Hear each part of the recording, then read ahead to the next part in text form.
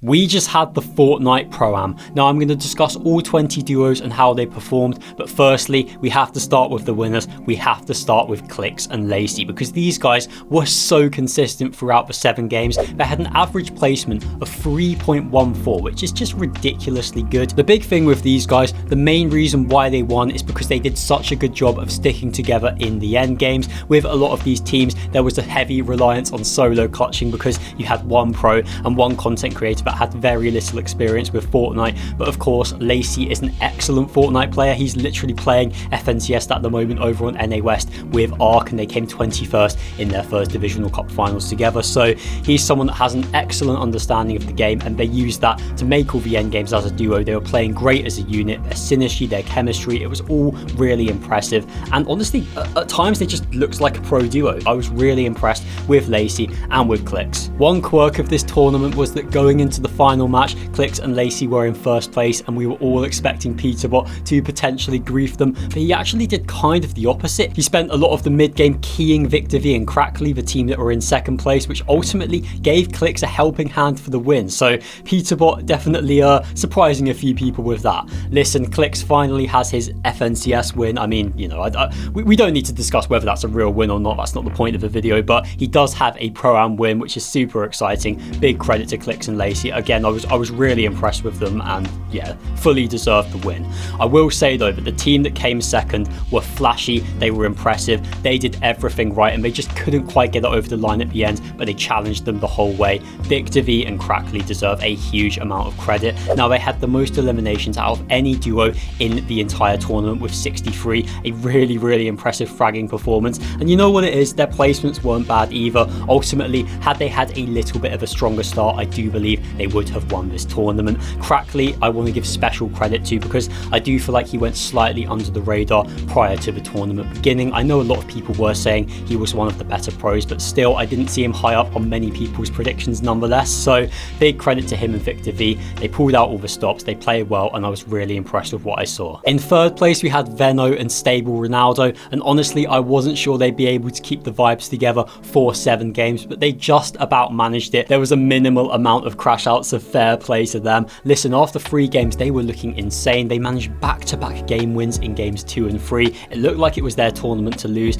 Unfortunately, things did fall off slightly after that, but honestly, a 3rd place still really impressive and a lot better than what I was expecting from them. Fair play. In 4th place, we had Cooper and Zemi, and this was a bit of a strange performance. I thought going into this cup, their biggest issue would be not getting enough eliminations, and that simply was not the case. They managed 58 kills, which was the 2nd most out of any team in the whole lobby. The issue for them was their placements. They started out the first few games very slow. They weren't really doing too well. They came back in absolute style. They managed back-to-back wins in the final 2 matches to put themselves within a chance of winning. Had they not had that slow start, then it could have been their tournament. Impressive stuff from Cooper and Zemi, of course. They played at the last Pro-Am together as well and managed the 2nd place. It's looking like they are one of the top duos in these kind of tournaments, and I do hope we get to see them play again. I do also think that the fact that these guys had 58 kills and Victor V and Crackley had 63, and neither of them were able to beat Clix and Lacy despite them only having 41 kills, really does say a lot. Once again, I want to reiterate that Clix and Lacy's average placement was ridiculously good. Being that consistent in reload when you have to make it right to the end of games in order to get access to those higher placements,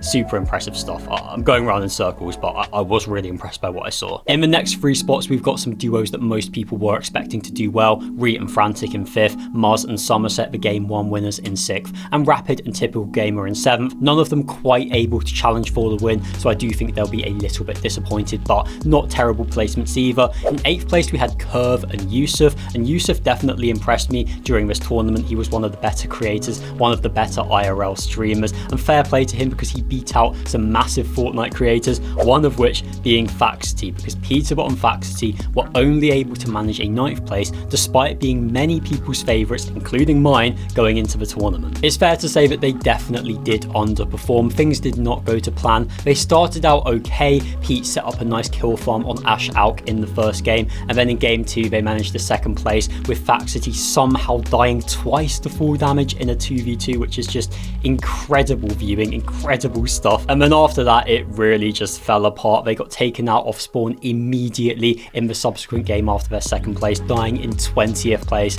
and from there there, the vibes were shot. They just couldn't recover it. They were tilted, they were arguing. Fax seemed quite nervous, Pete seemed quite angry, and they just couldn't get it together. I wouldn't say either one of these guys was entirely to blame. Both of them did underperform, and it wasn't the greatest showing. It's definitely going to be some Aussie antics revisionism after this cup. I do think people are going to give a lot more credit for his previous Pro-Am win with Peterbot because, you know, at the end of the day, faxuty is a better creator than Aussie antics, and they were only able to get a 9th, and Aussie did manage the win. So listen, I do think we need to give some credit. In 10th, we had Kanada and Arky, definitely a duo that overperformed expectations. They had a great start to the cup as well. They were in 3rd place after 3 matches. Things did kind of fall apart from there, but do you know what it is? A top 10, I think you've got to be happy with that if you're Kanada and Arky. In 11th place, we had Bolt and Primate Page, and I want to give a huge shout out to Primate Page for being the most humble creator at the Pro-Am because she was essentially left to her own devices throughout the whole tournament. Bolts confirmed that it was his strategy